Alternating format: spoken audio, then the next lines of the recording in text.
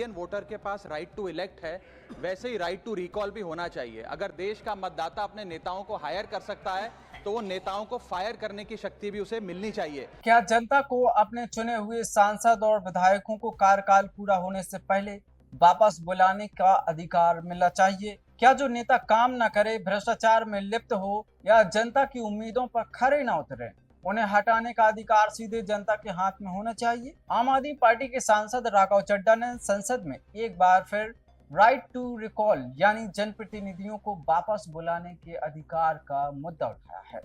आइए समझते हैं आखिर यह रिकॉल प्रक्रिया होती क्या है, किन देशों में लागू है और भारत में इसे लागू करने के क्या पैमाने हो सकते हैं।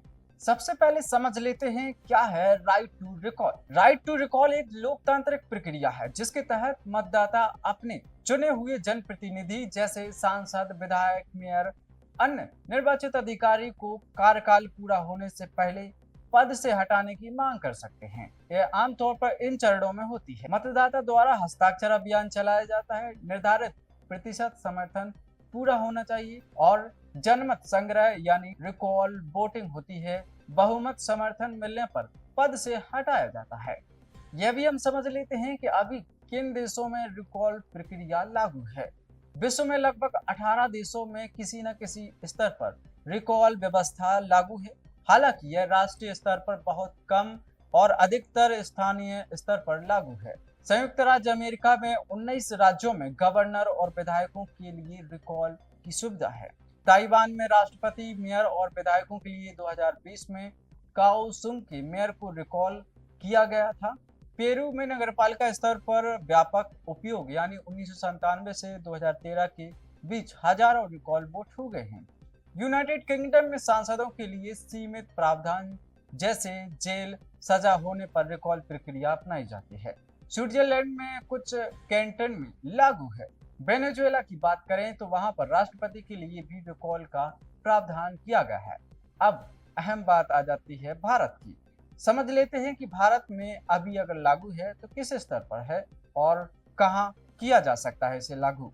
भारत में राइट टू रिकॉल राष्ट्रीय या राज्य स्तर यानी एमपी, एमएलए पर लागू नहीं होता, लेकिन स्थानीय स्तर पर सरपंच, नगरपालिका अध्यक्ष, पार्षद आदि के लिए कुछ राज्यों में लागू है, जैसे उत्तर प्रदेश, मध्य प्रदेश, छत्तीसगढ़, बिहार, राजस्थान, महाराष्ट्र और कर्नाटक। इन राज्यों में यह प्रक्रिया आमतौर पर ग्राम सभा या निर्वाचित सदस्यों के माध्यम से अविश्वास प्रस्ताव के जरिए होता है। संविधान सभा में इस विषय पर चर्चा हुई थी, लेकिन इसे राष्ट्रीय स्तर पर लागू नहीं किया गया। अब इसके साथ यह भी समझ लेते हैं कि सांसद राघव चड्ढा ने इस पर आखिर ऐसा क्या कहा कि पूरे देश में अब इस पर चर्चा होने लगी है। सर, आज मैं इस सदन में ये मांग रखता हूं कि जैसे इंडियन वोटर के पास राइट टू इलेक्ट है, वैसे ही राइट टू रिकॉल भी होना चाहिए। अगर देश का मतदाता अपने नेताओं को हायर कर सकता है तो वो नेताओं को फायर करने की शक्ति भी उसे मिलनी चाहिए। Sir, right to recall is a mechanism that empowers the voters to de-elect a neta representative before the tenure ends if he fails to discharge his or her duty. Sir, हम MP MLA चुनते हैं, उसके बाद अगर वो काम ना करे, अपने वादे भूल जाए, जनता से दूर हो जाए तो 5 साल तक इंतजार करने के अलावा जनता के पास कोई ताकत नहीं है।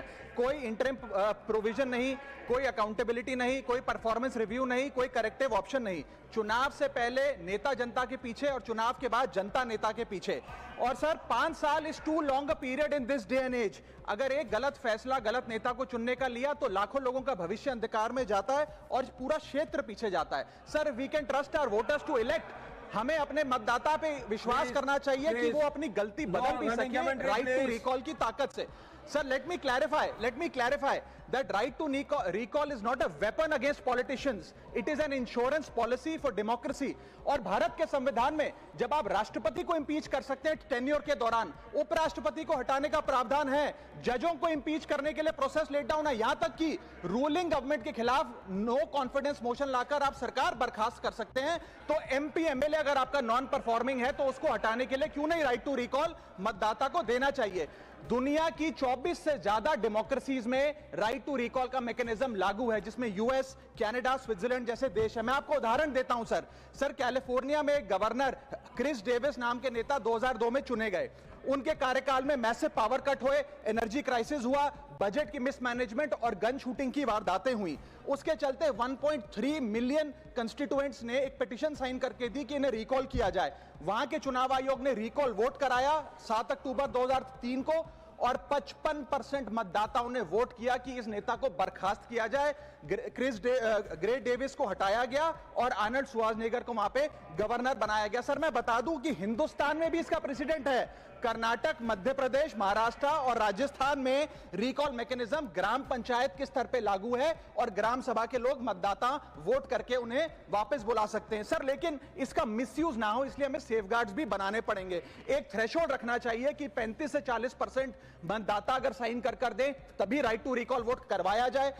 नेता को 18 महीने के लिए परफॉर्मेंस पीरियड देना चाहिए, कूलिंग ऑफ पीरियड, जिसमें उसे ना हटाया जाए। स्पेसिफिक ग्राउंड्स फॉर रिमूवल होने चाहिए ताकि फ्रिवलेस ग्राउंड्स ना हो, और रिकॉल कम से कम 50% वोटों के बाद हो। ऐसा होगा तो पार्टियां भी ऐसे लोगों को टिकटें देंगी जो परफॉर्मर्स हो, ना कि नॉन परफॉर्मिंग एसेट, और भारत की डेमोक्रेसी मैच्योर होगी, सिटीजन एम्पावरमेंट बढ़ेगा, and recall will give the voter the power to fix that right now. Sir, संभावित लाभ क्या हो सकते हैं, इस मुद्दे को भी हम समझ लेते हैं। जवाबदेही बढ़ेगी, नेता जनता के प्रति अधिक जिम्मेदार रहेंगे, भ्रष्टाचार पर अंकुश, गंभीर आरोप लगने पर जनता सीधे कार्रवाई कर सकेगी, लोकतंत्र मजबूत होगा, जनता की भागीदारी चुनाव के बाद भी बनी रहेगी, कागजात में सुधार, निष्क्रिय जनप्रतिनिधि पर दबाव होगा। राइट टू रिकॉल लोकतंत्र को और ज्यादा भागीदारी बनाने का एक उपकरण हो सकता है, लेकिन इसे लागू करने से पहले मजबूत कानूनी ढांचा और दुरुपयोग को रोकने की व्यवस्था और स्पष्ट मानक तय करना जरूरी होगा।